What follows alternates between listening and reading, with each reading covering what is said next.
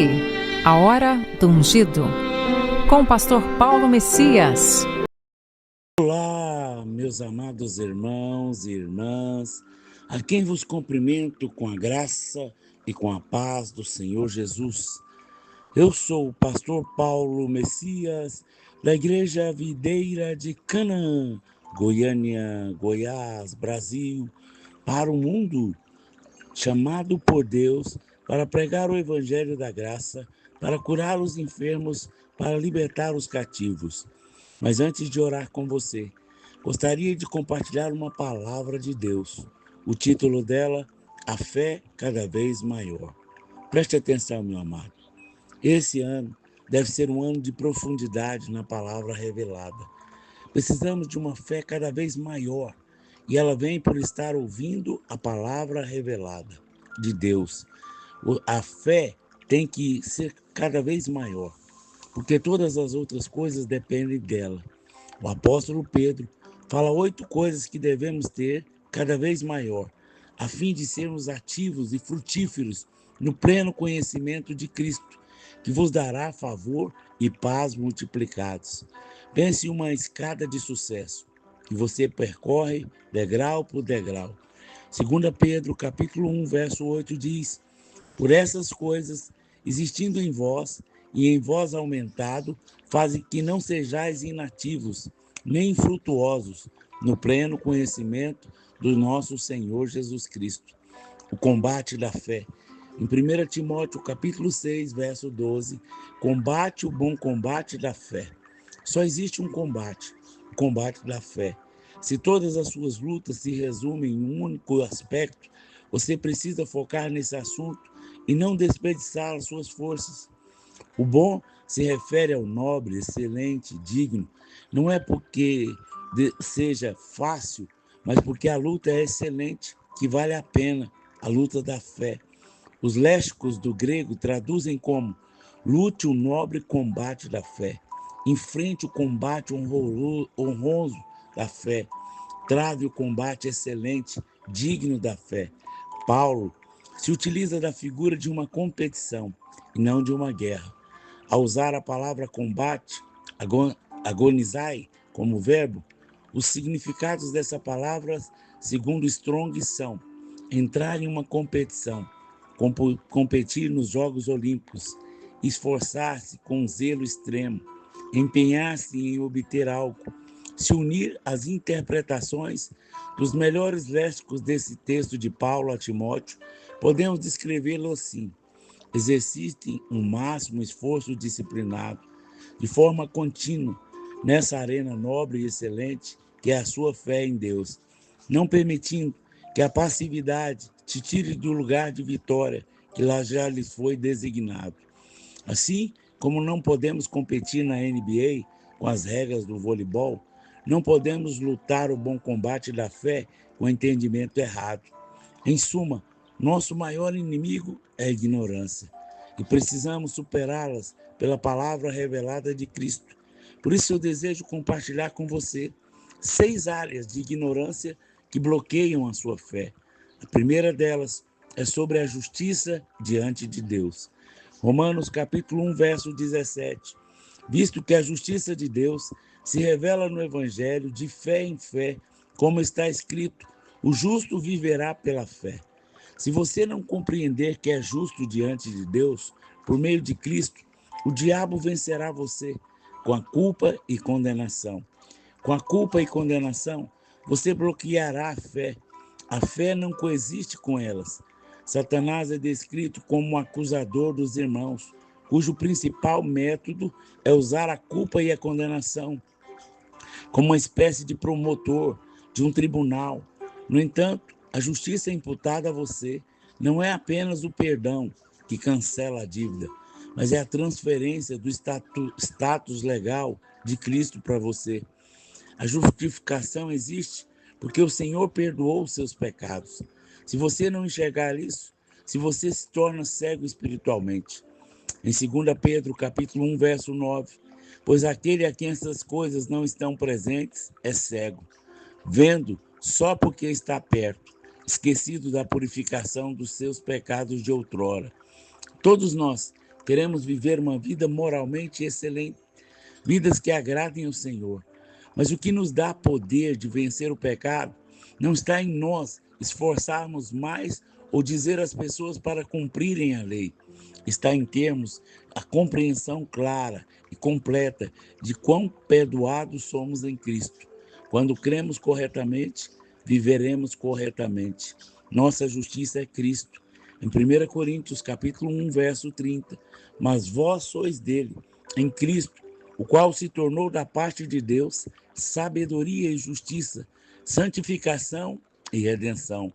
Observe bem que o texto diz: Deus tornou Cristo a nossa justiça. Cristo muda. Cristo pode ser alterado. Assim, a nossa justiça diante de Deus não pode ser alterada. Se a nossa justiça diante de Deus for a nossa conduta, nunca poderemos estar seguros, porque a nossa conduta pode ser boa às vezes e má outras vezes. Mesmo que a nossa conduta seja boa, essa bondade é limitada e nunca poderá atingir o padrão de Deus. Mas graças a Deus que a nossa justiça diante de Deus não é a nossa conduta, mas Cristo.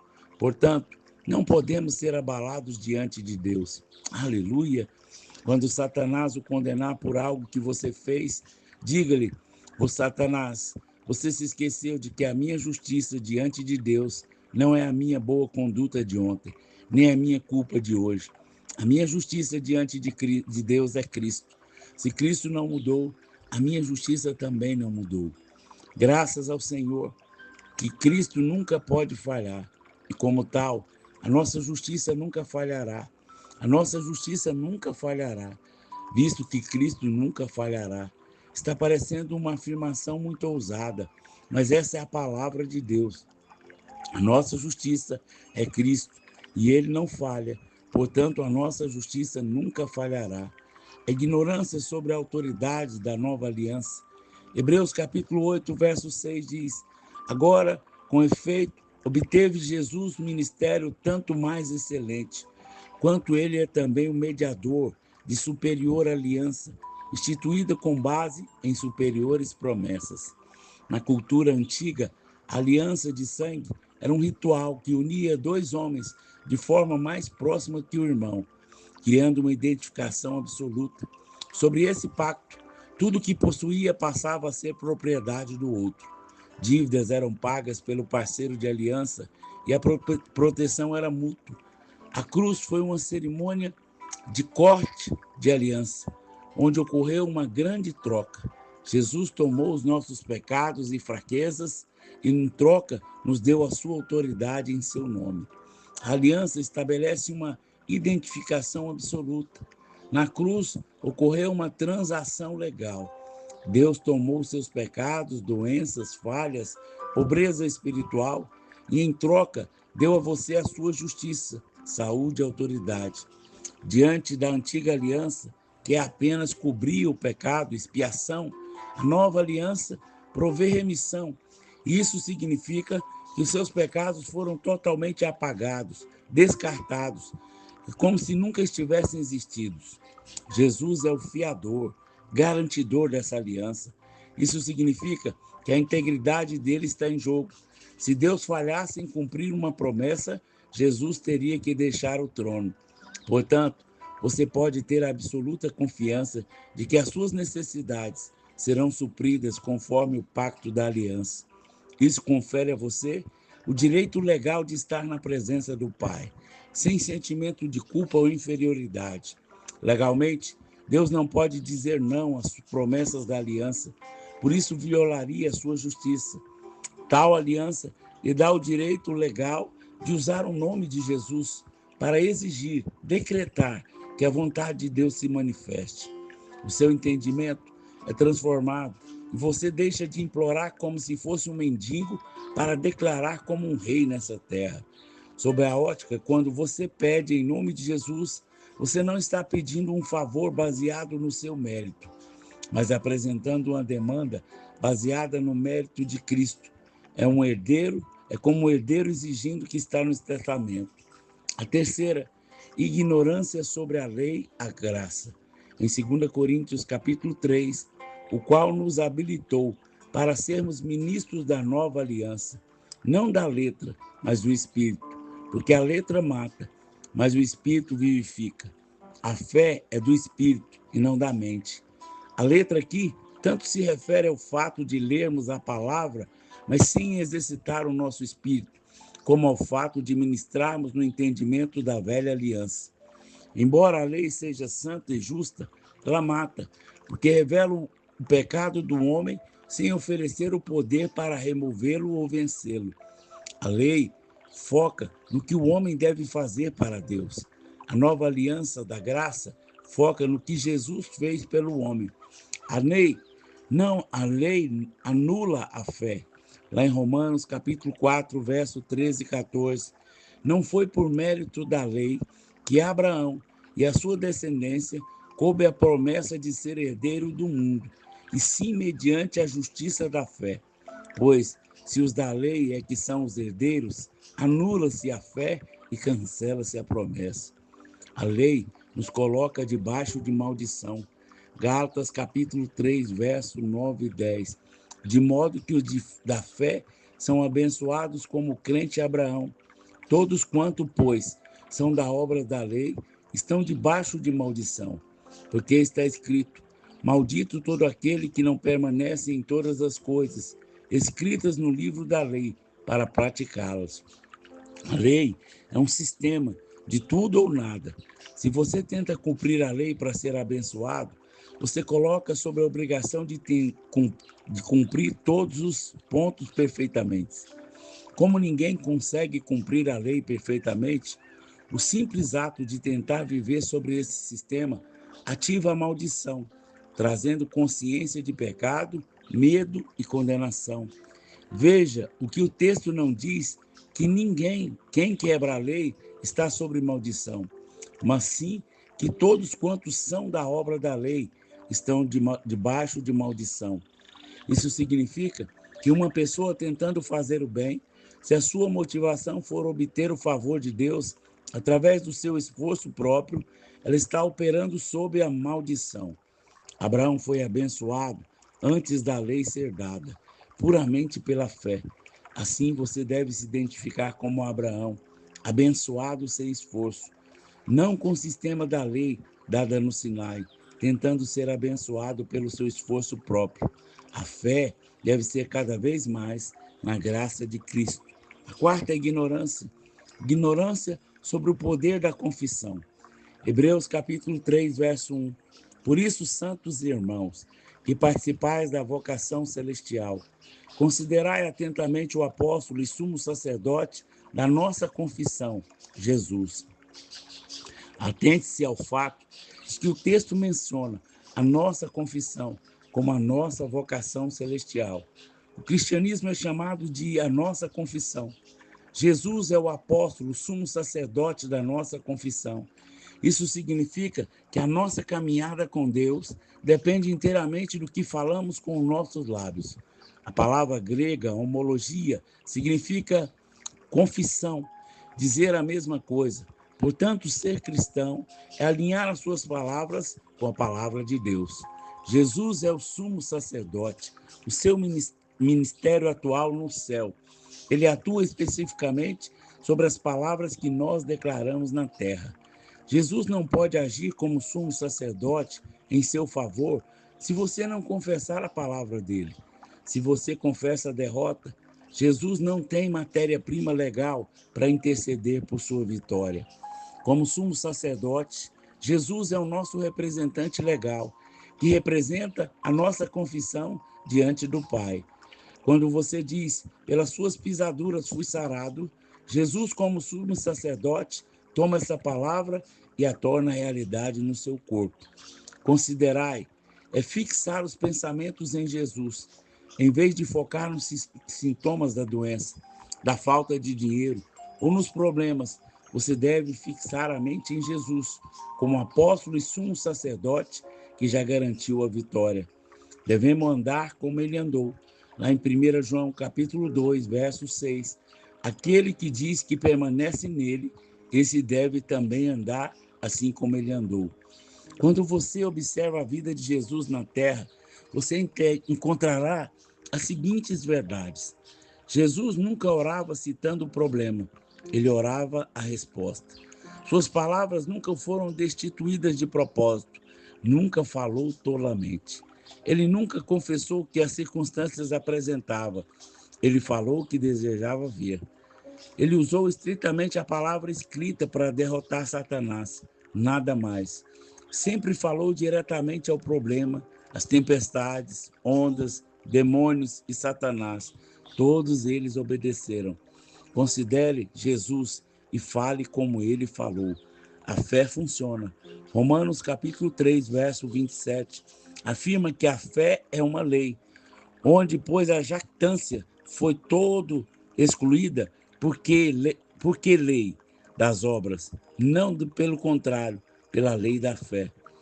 Se a fé é uma lei, ela não é regida por sentimentos, ela é regida por princípios. A lei aqui não se refere aos 10 mandamentos, nem à antiga aliança, mas um princípio espiritual. Independentemente do que você sinta, a fé opera se você aprender a confessar corretamente. Romanos capítulo 10, versos 5 e 6.